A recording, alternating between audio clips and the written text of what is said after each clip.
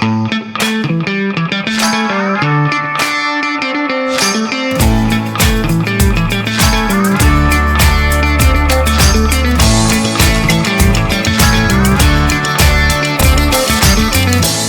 there, and welcome to the Office of the IT Guy, the show where we celebrate the people and talk about the technology that's changing our world.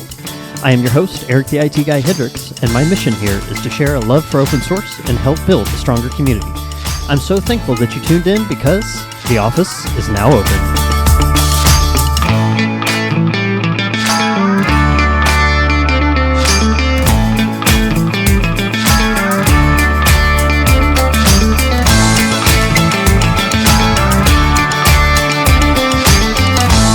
Hey there, and welcome to the IT Guy Show. I'm your host, Eric the IT Guy Hendricks. This is episode 8, talking about the art of continuous improvement.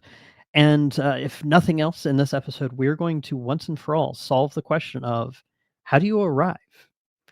And spoiler, you never do. But in order to tell the story better, I actually ran into this gentleman at DevOps Days Kansas City. He's part of the DORA team. We'll talk a little bit about what that is. Heavily involved with Google and the DevOps community. So without further ado, let me introduce Mr. Nathen Harvey. Welcome to the IT Guy Show. Hey there, Eric. Thanks so much for having me. I'm really excited to be here. Yeah, it feels like almost an eternity since DevOps Days Kansas City. Yeah. That was in the spring, and now here we are in fall. So it's been too long. Yeah, and a couple of things have changed since, I'm sure. Maybe not much, unless you're continuously improving. There you go. Right, in which case, like if you've been continuously improving ever since that time, one of the sort of markers of continuous improvement is that you're making small iterative steps. So you might not even feel like much has changed. But if you were to pause for a minute and look back, I think you would see you've come a long way. My hair's longer. Does that count? There you go. See? Well, before we get in too deep, because this is a topic I'm very passionate about, before we get in too deep, Nathen, why don't you introduce yourself? Yeah, sure. So hi, everyone. My name is Nathen Harvey. I lead up DORA at Google Cloud. So not the Explorer. Not the Explorer. No, not the Explorer. We'll talk about what DORA is maybe in a few minutes. But I'm a developer advocate within Google Cloud, and leading up DORA means that I lead up a research program that's been, well, for over a decade now, has been studying how do teams get better at delivering and operating software. As the leader of DORA, I work together with researchers.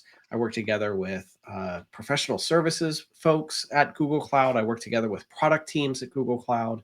And most importantly, I work together with our customers, trying to help them take this research and put it into their context so that they can use our findings to really guide how are they going to transform? What new technologies are they going to use? What new processes are they going to adopt? And how are they going to change the culture of their organization? I love it. Now, we don't have two-factor authentication on the show, but to verify that you are indeed not a robot, or I guess in today's day and age, not an AI, why don't you tell us what you do for fun when you're not DORA-ing for Google? What do you do on the side? Yeah, so first of all, DORA-ing for Google is super fun, but maybe that makes me sound like an AI. The thing that one of the things that I really enjoy doing on the side, my wife recently, 3 years ago, started a little retail boutique in the town that we live in. And so I like to hang out in her shop and meet with customers and offer them a free beverage, and just have nice, fun interactions. And she has really built a great community around that shop. So I love spending time there. And then, of course, I'm the father of 3 children, so I love spending as much time as I can with them, although they're all grown children. So it's very difficult for me to find time where all of our schedules align. I can sense that in my future. We have a blended family of 4, and even now, with being a blended family, we're already dealing with the struggle of okay, everyone's going to be here on this night, so it's literally going on everyone's calendar. Family night. We'll watch a movie. We'll play a board game. I don't care. We're all just spending time together because we're all under the same roof. So I can totally relate to that. I love it. So we've hinted at it So what is DORA? Kind of, in fact, when I met you, you gave a talk at DevOps Days KC about what 10 years of DORA. So why don't you real quickly, just 2 minutes, walk us through what DORA is and where it came from? For sure. So DORA is a research program, as I mentioned, and we have to go all the way back to 2009, where John Allspaw and Paul Hammond gave this talk at Velocity called 10 deploys a day at Flickr. People were going mad. How can you do 10 deploys a day? That's ridiculous. This was 2009, remember? Later that year, the first DevOps Days was held, and this really started the movement of this DevOps community, this DevOps movement that many of us have been a part of over the ensuing 15 years. Well, a few years into that, at Puppet Labs, Alana Brown had this idea that DevOps is like gaining momentum. We should do some research to figure out, do are people adopting these practices? And if so, what happens when they do so? Like, what are the results of adopting these DevOps practices? So she kicked off the initial round of study. Fast forward a few years, and Dr. Nicole Forsgren joins up with the folks at Puppet Labs and really brings a little bit more scientific rigor and academic approach to the research that was being done. And really, DORA has ever since published annual reports, typically known as the Accelerate State of DevOps report. And these reports look into, well, how do teams get better at delivering and operating software, technology? And we look at ways to measure that. How do you measure software delivery? But more importantly than the measurements are what things actually contribute to improving those particular measures. And over the course of the study, the top findings really quickly. First, software delivery performance matters. We see that having teams with better software delivery performance predicts better organizational performance, things like profit and market share, things like that, that all of us, wherever we work, care at least a little bit about. But also, better software delivery performance predicts better well-being for the employees within that organization. And that we all could use a little bit more better well-being, right? Less burnout, higher job satisfaction, things like that. But the truth is, it's not just like, how do you measure software delivery? We have to think about the things that improve those measures. And there we look at technical capabilities, things like, are you using continuous integration and version control? But we also look at how information is processed and things like change approval processes within your organization. And fundamentally, the biggest finding that we have is that the most fundamental piece of all of this is the culture of your organization. Culture is such a strong predictor of how well your organization is going to be able to ship ideas, ship software changes, and lead to those great outcomes like organizational performance and better well-being for our teams. That's what's really, really important. I love it. So you talk about all this started back in 2009. That was kind of when Eric was busy convincing people that it's okay to virtualize your workloads. I mean, that's how far back all this goes. Yeah. I distinctly remember so many conversations about, you could never virtualize a database. No, don't do that. Yeah, it's been a really fun journey because of course we've seen, virtualization and then sort of virtualization to the next level with cloud sort of emerging around that time as well. And so over the years we've been very fortunate to sort of watch these trends as they come. And of course there's always something new, whether it's the cloud or then a big move to containers. And I don't know, look around today, AI is shaping a lot of how a lot of us are interacting with our work today. Yeah, it's been exciting to watch. I mean, everything from cloud native to Kubernetes to like you said, now AI. It's been quite the journey. And honestly, I I got lucky choosing technology as my career path because it's always changing. There's always something new to learn. In fact, I'm in the midst of a job shift right now. Uh, I was one of the technical product marketers for Red Hat Enterprise Linux. And after doing that for almost 5 years, 3 years in marketing, 2 years in sales, now I'm moved up to the cloud and hyperscaler partner team. So now I'm talking about the entire Red Hat portfolio. And so the timing of this particular episode could not have been better because I'm in the midst of this transition because I was still hungry for change, still hungry to keep growing. And I think that brings us to the crux of our conversations today of what is continuous improvement. We're not talking CI like pipelines. We're talking like I see this from two different levels, Nathen. Um, Sort of a personal and then a professional or corporate level.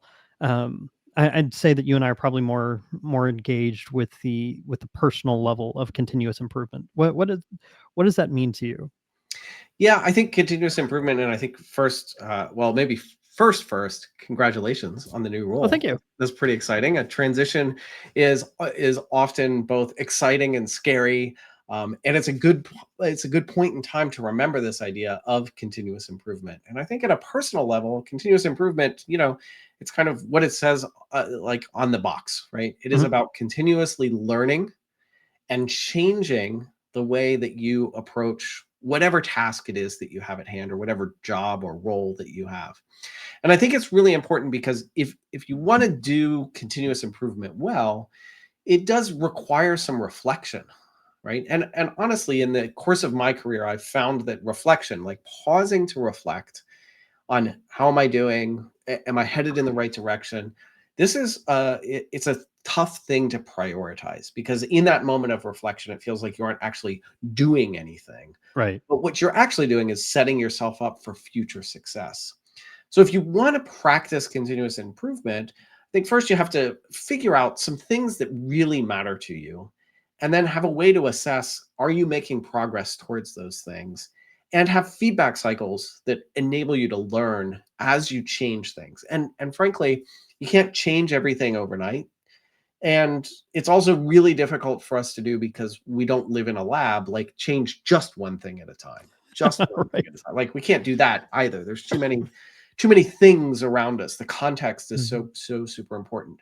But as an individual, as you go through your career, as you work together with your team, picking one, maybe two areas that for the near term you want to focus on changing a behavior, changing a skill set, whatever that happens to be, and just really leaning in and reflecting on how your progress is going there. To me, that's what personal continuous improvement is all about. Mm. And I'm like I said, I'm in the throes of this. And it's funny you talk about taking time to reflect and this notebook that I carry around with me. It's always in my bag. It's always nearby. Is where I go to just throw those thoughts down.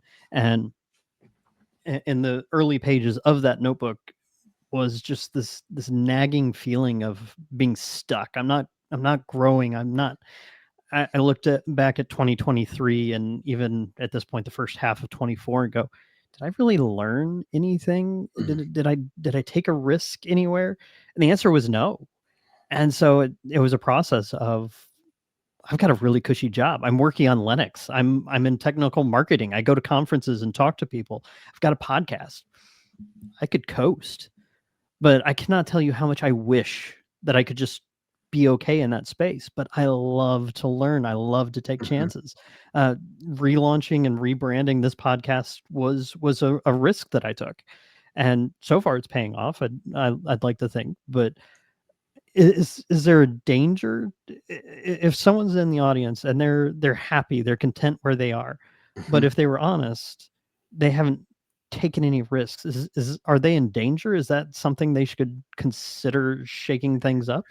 Well, I think this is one of those places where context really matters. And I'm glad you used that word content, right? You can be absolutely content in an aspect of your life. And having that contentment actually opens up space for you to improve something else that you might care about in your life. And so maybe today, your career isn't the driving force, isn't the thing that you're Mm, really trying to advance. You're content. You're happy with the work that you're doing.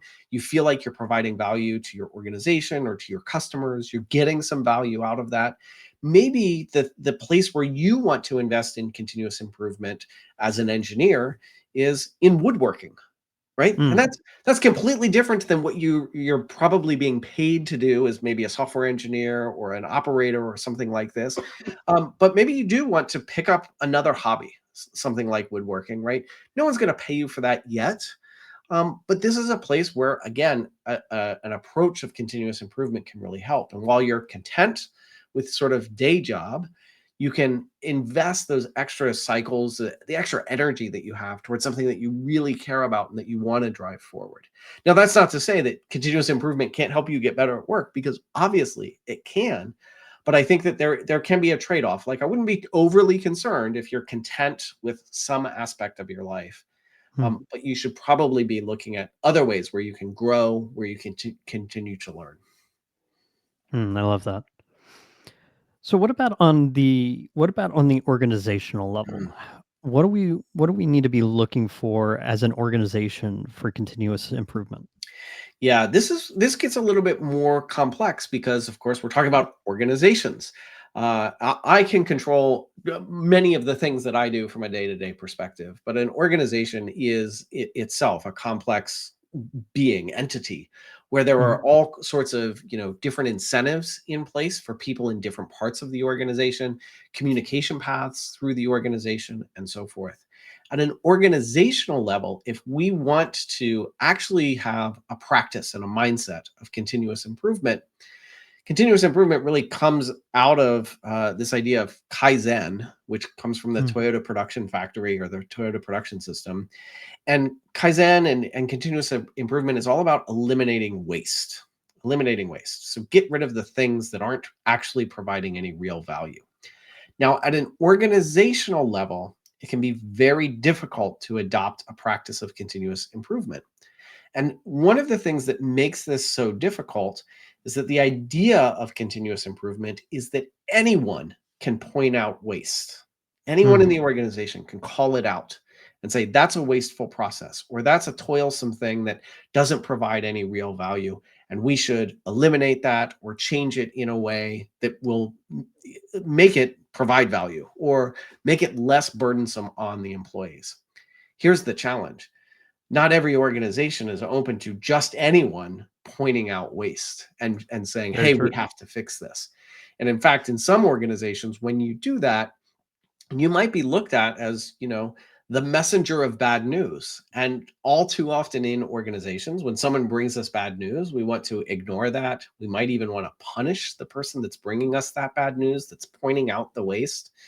We can't be in that scenario. And this kind of goes back to all of that culture stuff that Dora has studied over the years, and how culture is so foundational. If you have a culture that actively works against this idea of continuous improvement, you're gonna have to change something or give up on continuous improvement. But there are certainly pitfalls to doing that. Hmm. So I think most of us could probably say where we're at, either personally or organizationally. Whether maybe you're in a sales organization, you can see what percentage of sales you're making. You can see uh, customer retention. You have metrics. So I think most of us have a decent idea of where we're at. Mhm. But like any trip worth taking, you've got to have a destination. So when we're looking at something like continuous improvement, I tease this in the opener. Do you ever really arrive? Hmm. Yeah, that's a good question. I think that it's kind of given away in the beginning of the phrase, also continuous. Like, this is ongoing. This is, unfortunately or fortunately, it's never ending. We really want to try to get better a little bit every single day. Continuous improvement also kind of thinks about this idea of compound interest and how Mm, valuable and powerful compound interest is, right? So we could spend the next 2 weeks getting 10% better, and that would be our like our 2 week improvement plan for the year. Or we could get 1% better every week across the year. And of mm. course, that 1% better and 1% better and 1% better, it's going to add up much more quickly. And you're going to move yourself or your team or your organization much further along the journey that way. Mm. You know, and I have a conversation often with younger systems administrators, people that are actually doing the work, unlike me, who's graduated, jumped off that ship and jumped onto the marketing boat. I'm not sure which analogy to go with, but you know, being able to I now market products, but still my target audience are sysadmins, operations folks that Yep. make sure that the lights stay on day after day. And the common question, the common fear that I come across is we're being pushed more and more to put things into pipelines, to automate. Tools like Puppet or SaltStack or Ansible automation platform, whichever the product is. I talk to sysadmins all the time that are maybe not terrified, maybe that's overplaying it a little bit, but are worried about this idea of, if I automate my job, does that mean that I get let go? And I think the ultimate answer, and I want your feedback on this, will be no, because somebody's got to write that automation. Somebody's got to be there when the next generation of said product, or when a new data center is stood up or something. Someone's got to be there to innovate and build that automation. Someone has to be there to continue to manage the technical operations. Um, that we're not at a point yet where AI is writing other AI. We're not at a point where AI is able to take on a Kubernetes cluster or a fleet of Linux servers and just manage them.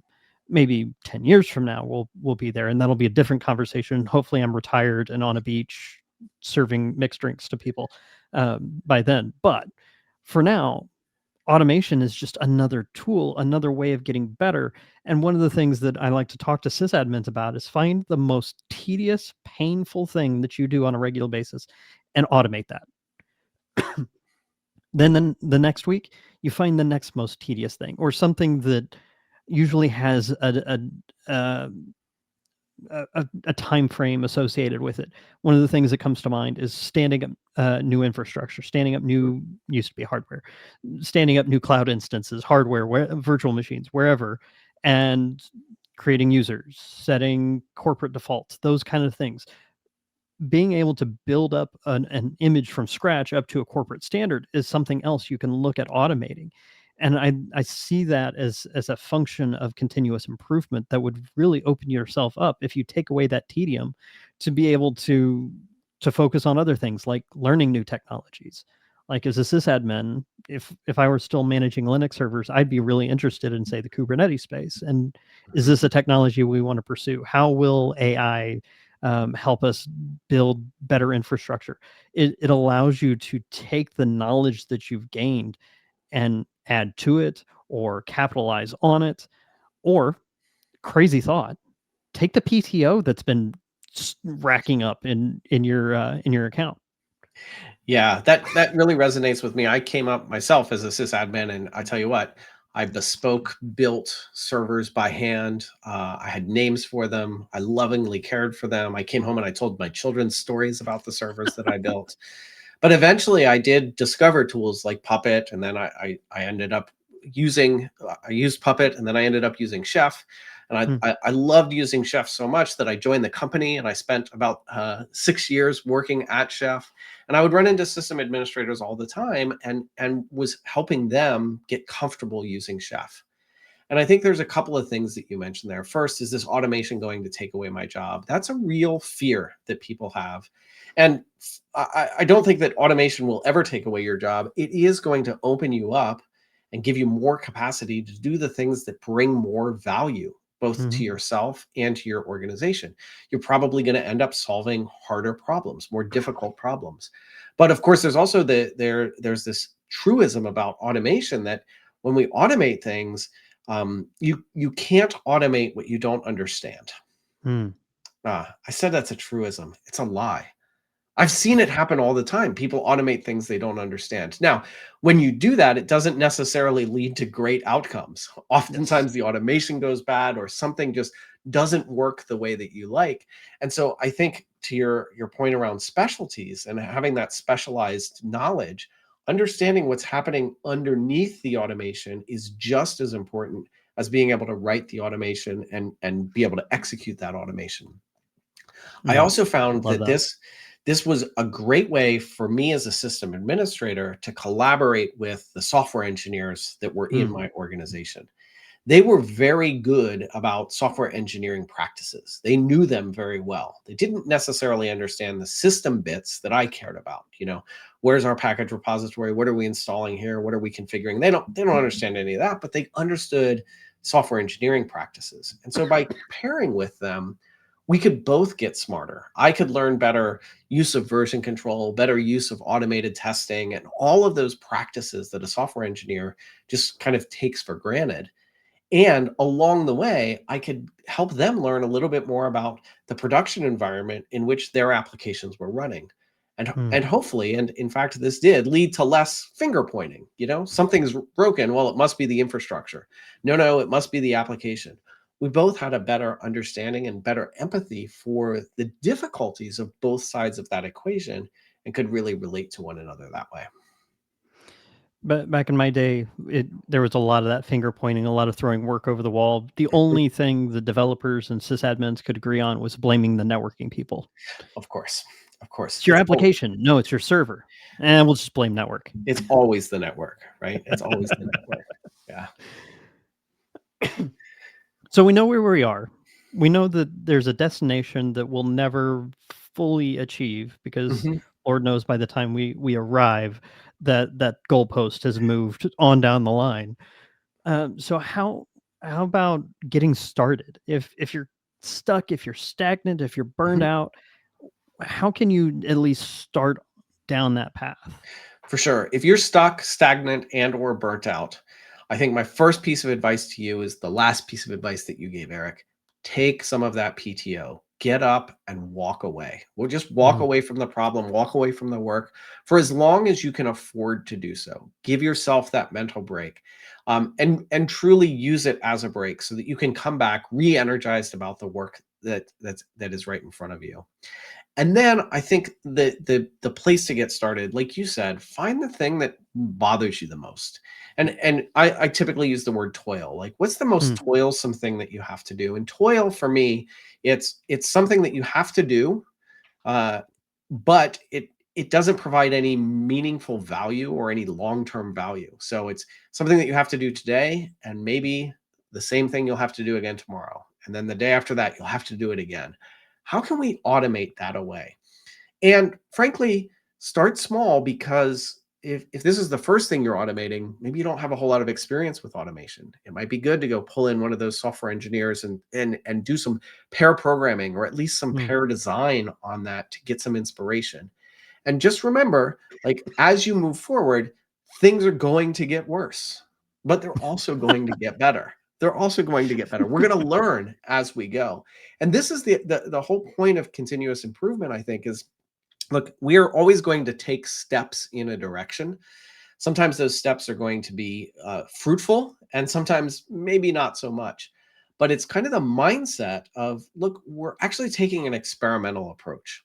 And when you run an experiment, you start off with a hypothesis. I believe that by automating this particular task, I'm going to save myself, I don't know, 2 hours a week.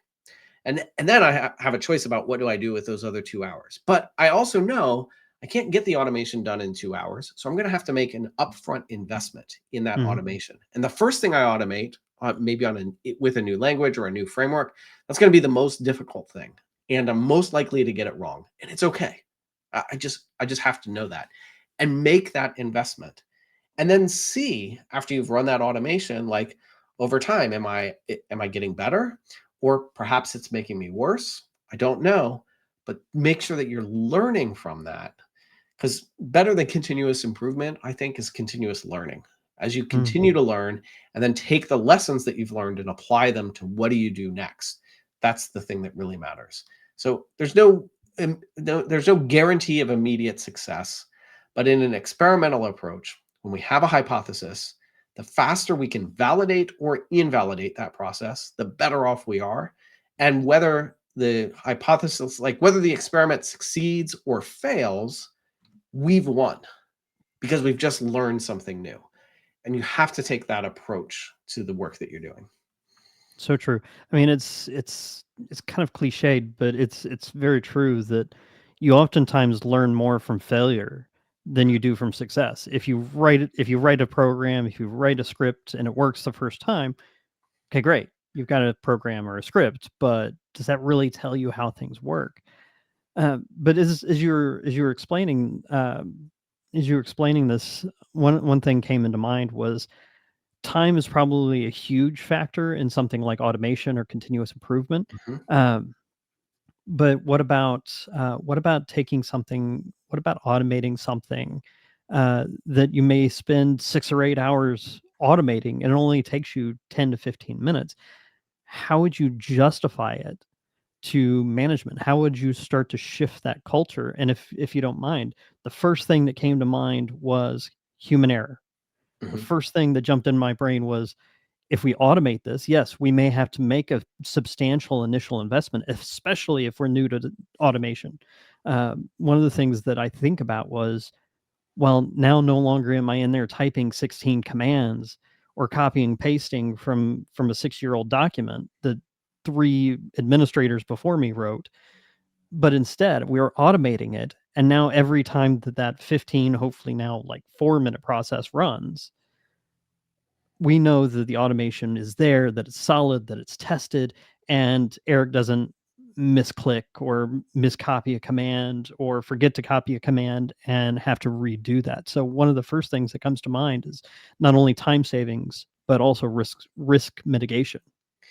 Yeah, the nice thing about automation is that it will do the thing that you've automated. It will do that probably faster than a human could, and almost certainly more consistently than a human could. Now, sometimes that's good. It could also be bad. If you back to this idea of you can't automate what you don't understand. If you write some really bad automation, it will do that really bad thing quickly and regularly and with consistency. So you do have to be careful about that. I also you used a trigger phrase for me, so I have to come back to it. You mentioned human error, and frankly, human error is like that phrasing is kind of a cop out, right? We all work in complex socio-technical systems, and the system basically produces the outcome that the system is designed for. And Mm, so if a human makes a mistake, unless it's like intentionally harmful, right? If a human makes a mistake, it's not we should not attribute that to human error. We should look instead at the system. And maybe they push the wrong button. Why do we have that button? Is that button mhm, necessary? Why is it so prominent on the UI? Why does that command exist? I mean, there's so many different things that we can look into there. But mhm, really, we should all assume that each and every one of us shows up to work to do the best that we can, given the context and the information and the goals at hand that we have. And that will necessarily mean taking risks. mhm, And we have to live in a place, in a team, in an organization where taking risks is okay. Because what happens if you take a risk and it fails, and then you sweep that failure under the covers or under the rug, no one can learn from that, including mhm. yourself. And so we have to be very careful about that. So I'm smirking because as you were reframing human error, the thing that came to mind was the dreaded conversation back in my help desk days of, well, I told the computer to do this and it didn't do that. It's like, Mhm. no, the computer did exactly what you told it to do. It went through its algorithm, it went through its programming and did exactly what you told it to do. But what you told it to do was not what you thought you were telling it to do. Yes. Yes. I wish that computers and humans would do what I meant, not necessarily what I said. Yeah, exactly. So we've got risk mitigation, we've got time savings. Are there some other Mhm. things that people can use to sort of justify or encourage their organization towards a path of continuous improvement? Yeah, there's a couple of things. So first and foremost, I think if we go back to the individual level, it is about career growth and meeting the outcomes that you're seeking. And it doesn't matter what those outcomes are, right? But let's say today you're a junior sysadmin and you're doing everything by hand. One day you don't want to be a junior sysadmin. You want to move up the ranks. You want to have a bigger impact on the customers that are using your systems. Automation can be a path to help you get there. And that automation is new learning, continuous improvement. So you're getting better over time. So I think that's really important. And then another thing, I think it is really important to recognize that without support from leadership, it can be very, very difficult to make investments in continuous improvement and investments in improving anything. And so hopefully your leaders are on board, and you can go and talk with your leaders and get that support and buy-in, and frankly the goals to go and do that, the incentives to make continuous improvement work well. If you can't, I think, maybe you can hide some of the improvement work that you're doing. Maybe the thing that takes 8 minutes manually and you get it down to 30 seconds if you automate it, find some time to get that automation done. And then, I'm not suggesting that you lie to your supervisors, but you utilize that to make your life better. Mhm. And you have the autonomy, you have the permission, frankly, you have the responsibility to take that on, to take care of yourself. And hopefully your organization and your leaders will recognize and reward that. So I did that. The last company I worked for as a sysadmin before I made the switch to product, was very averse to anything DevOps, anything container.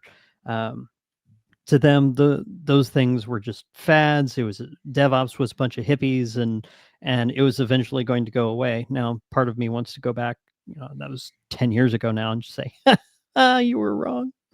But I've like to think I've evolved a little bit since then. But so it was one of those organizations where, again, operations guy, so operations scarce, had to do patching at like midnight Yep. or 1 in the morning. And so, I mean, having a young family, sleep was at a premium. And so having to do outages at like 1 in the morning was brutal. But I was the junior guy on the team. I was just a systems engineer. Not sure why I was a systems engineer and still responsible for patching, but that's a different conversation, maybe with alcohol involved. But the the weird thing was that here we are still manually applying patches to hundreds of Linux servers, and we Mhm. have to do it at night because we don't dare take something out of the load balancer during the day. And so what I realized that I could do was you can actually run Yum at the time, or DNF, or whatever your package manager is, and you can do a download only. So it'll go out and it'll still take inventory of all the packages you have, all the packages that have updates, and you can actually tell it download everything. But don't install, don't Mhm. upgrade, don't make any changes. Just literally download those packages to your hard drive. So the day of an outage, or if it was a Saturday, the day before an outage, I'd go in and I'd schedule a cron job to go in and say the outage starts at 1 a.m. I at 1:05 kick off that package download. The DBAs, or the web application administrators, would be shutting their stuff down, and I would be taking that time to like wake up, because I'd go to bed at like 8 or 9 o'clock, try and get a few hours of sleep in before I had to be up half the night. And so I'd wake up, I'd log in, I'd go jump in the shower, I'd come back, and by then the packages were downloaded, the apps teams, the DBAs, everything was shut down and ready. So all I had to do was go in and just run and sit back and yawn, stretch, Mhm. and try and stay awake, and then packages would be installed and handed back. And DBAs and apps teams and everything were like, "That was really quick." It's like, yeah, hey, it's middle of the night. We got a wide open internet pipe. It's great. There you go. Don't tell anybody. Yeah, but that's a great example of taking one small step forward that really helps both yourself, and as it turns out, it helped the entire team. Now, we can go back to this idea of doing late night deployments and how much that really impacts your productivity over the long term, and Mhm. certainly the next day. Maybe that's why they did them on Saturdays, because then you could have Sunday to rest and you'd be ready to go on Monday when you came back to work. That doesn't seem very humane to me. And we certainly have better ways of operating today. And so hopefully, if you're listening, you aren't doing those 1 a.m., 2 a.m. weekend deployments and outage windows. Hopefully, you're moving to something that is much more sustainable over time. And that word sustainable is super important when we Mm. talk about continuous improvement as well, right? We aren't talking about changing everything overnight. You can't change everything overnight all the time in a sustainable way. We are talking about sustainable improvements that we're making throughout the course of a career, as an example. For sure. And a tip to the wise: don't go in and tell your management that everything they're doing is wrong and they should change it. Younger Eric made that mistake. Didn't go over well. Yeah, I think that is a good point. That in an organization, at varying levels of the organization, you have visibility into different things, right? And so if the only thing that I can see and impact are the things that are directly related to either my work or my team, I may miss the forest for the trees, and I'm Mhm. trying to fix this here tree. Well, the whole forest is on fire. It doesn't matter what you do to fix this tree. It's not going to have any real meaningful results potentially, right? So at different levels, you can see different problems, different opportunities across an organization. So keep that in mind.